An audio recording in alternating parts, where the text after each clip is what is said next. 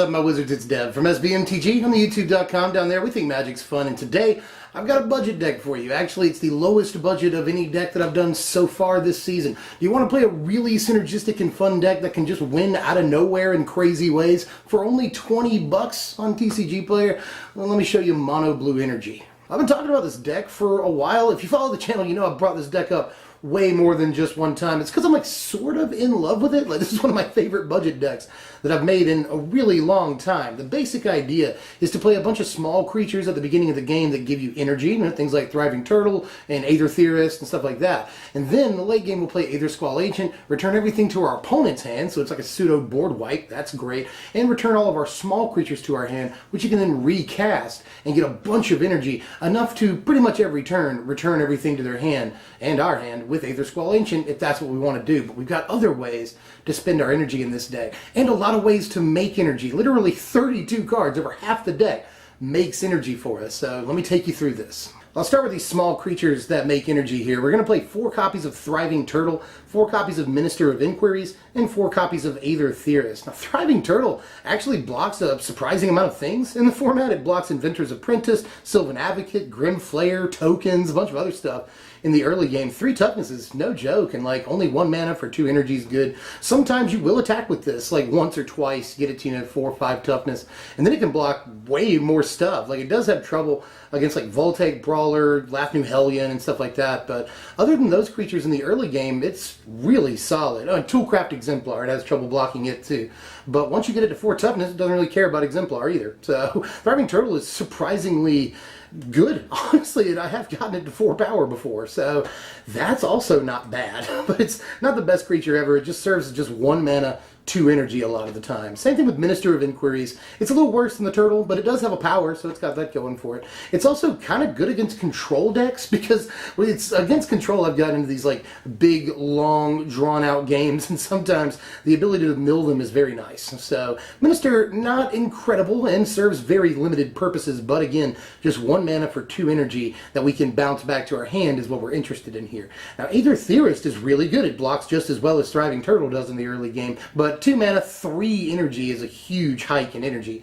And on a 1/3, that's not bad at all, and we can scry. It's like a really good Sigiled Starfish, so Aether Theorist, absolute definite 4 of. We're going to play another creature that gives us energy when it comes into play, and that's Electrostatic Pummeler, which we're just going to play a 2 of. We don't want to see it all day long, but there are interesting synergies, you know. We're playing Era of Innovation. We need artifacts to do that, and Artificers, which Aether Theorist is one of. But we need artifacts, too, to play Era of Innovation effectively, and Electrostatic Pummeler is that, so that's cool. But the best thing about Pummeler in this deck is that there's a kill shot combo with Engulf the Shore. Basically, in the late game, you can double his power a bunch of times and then play Engulf the Shore, and hey, look at that, his toughness is way more than the amount of islands that I have. So everything except Pummeler gets bounced, and you can swing in for the win. The magic number here, by the way, is 15 energy. You can get 15 energy with an Electrostatic Pummeler out and an Engulf the Shore in your hand. You're not necessarily guaranteed the win, because they might always have removal, but if they don't, that's pretty much a KO. And the big daddy, 2 copies of Aether Squall Ancient in the deck. This is one of the whole reasons that we're building the deck in the first place. You know, we get to 8 energy, and we can bounce not only our small guys back to our hands and then replay them for a bunch of energy, but we're bouncing all of our opponent's creatures too. And if we can just bounce like 2, 3 creatures, then we'll almost be guaranteed to have all the energy that we need every turn to bounce things over and over and over. And this isn't incredibly effective against decks that run a lot of creatures with like ETB abilities. That's not great, but against a lot of the decks in the format, this is a fantastic way to finish off the game with a big 6/6 flyer and nothing else on the board.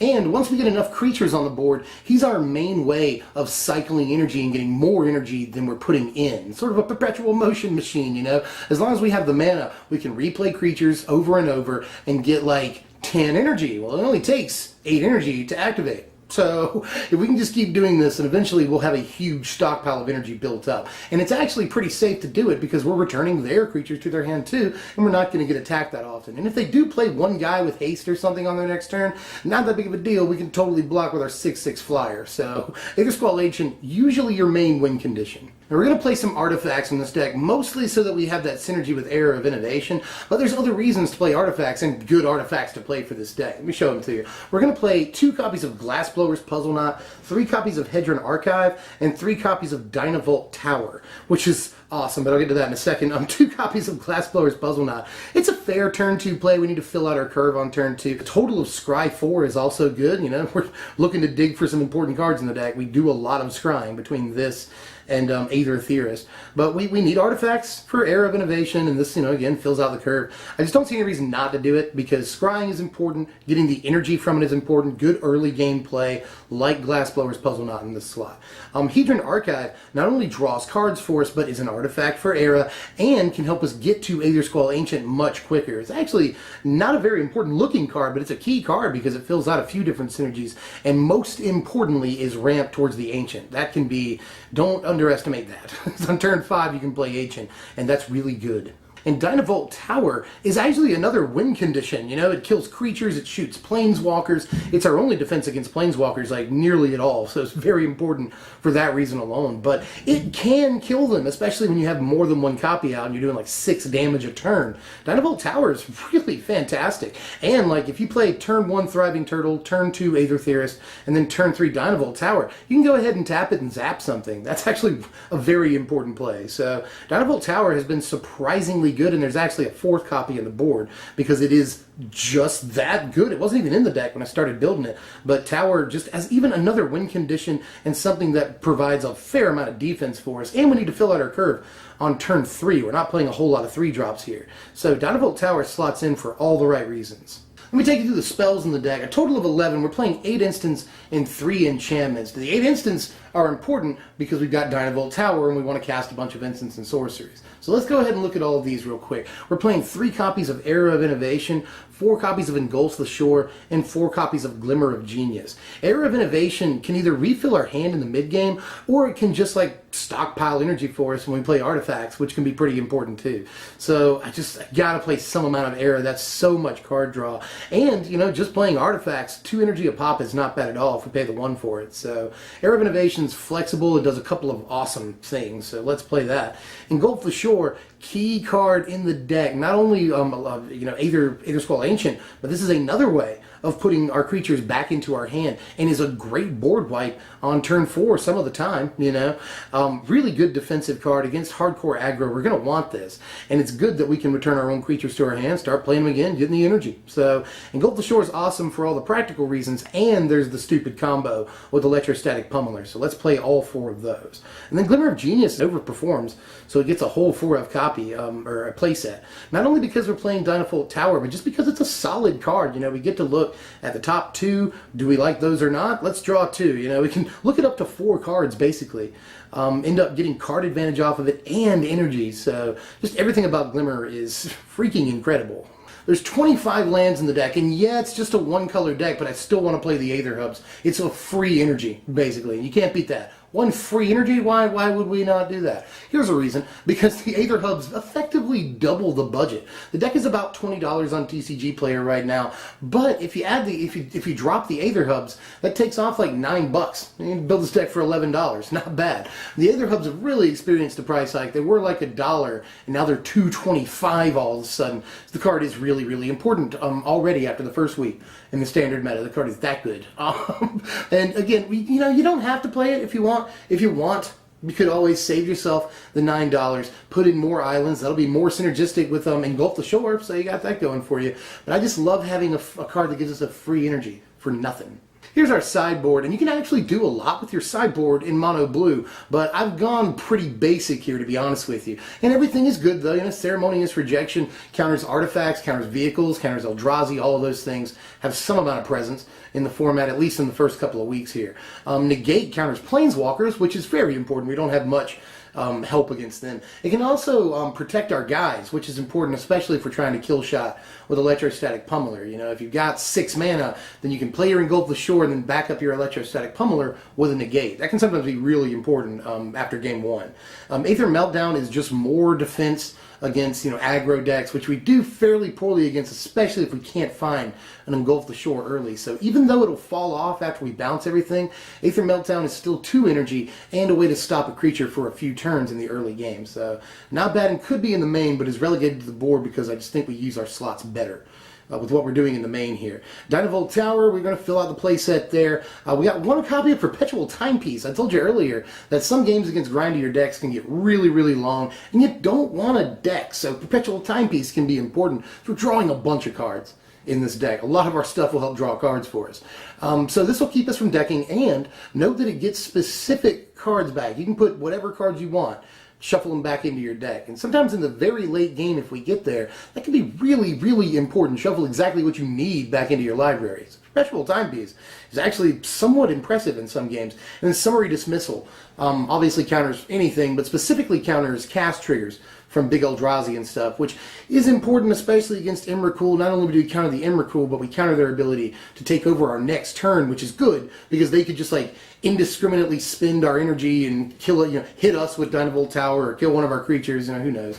So we could get really screwed if they take over our turn. So Summary Dismissal is very important out of the board.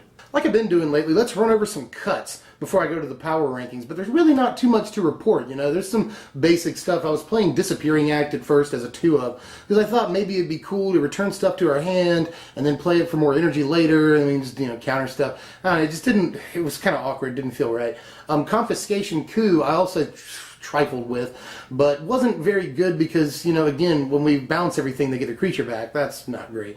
Although I really do like Coup just as a card. I think it's awesome.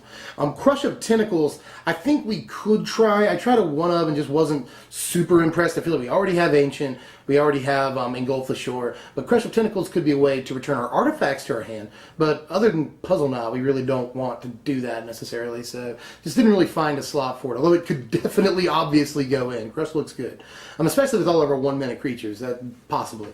And then Decoction Module, I haven't tried, but I've got it written down here because you could try it. It's an artifact for Era of Innovation. It provides energy too whenever creatures come into play. We're bouncing a lot of creatures. So, maybe. I just didn't find the slots for it, and I haven't tried it yet. And here are your power rankings right here. Final score of 56, which is really actually not that bad for a $20 deck, And again, if you take out the Aether hubs, you lose some free energy production, but you really don't lose that much in the way of the overall power score. So for just 10 or 11 bucks, something in the mid-50s is really not bad, especially considering all of the synergy that this deck has. Nearly every card plays into each other, and again, over half the deck produces energy. So like a 15 energy for Electrostatic Pummeler and Engulf the Shore to win the game sounds like a lot. Really not, especially after we get the energy production going in the late game with Ancient and some small creatures, and we can start netting energy every turn. And we can just win the game if we're patient enough. I'd really like you guys to try this one out. If nothing else, you see that the Game 1 and Game 2, the board scores, aren't incredible scores. You gotta be realistic. There's a lot of stuff with ETB triggers in the format right now, and returning that stuff to their hand is sometimes not advantageous, but at the same time, the deck is really, really fun to play, and if we can just start generating a bunch of energy, it won't necessarily matter that we return stuff to their hand that they want to play again, because sometimes they won't get the chance to play it again, especially considering Aether Squall Ancient, return everything to their hand, they'll get the ETB triggers again next turn, that's fine, whatever, but time being, we have a 6/6 flyer on a naked board that can swing in. So, even if they do have cards with good ETB triggers, sometimes it won't matter. Well, that's all for this deck. Let me know how you feel about this one in the comments section. What's weak about it? What's strong about it? What would you change? All of that usual stuff. I'm always interested in what you have to say. But what are we doing next time? I've got 2 decks that I'm going to spring on you, actually. I haven't talked that much about. Next time, I'm definitely going to do a deck that I am completely obsessed with at the time present, and that is green-black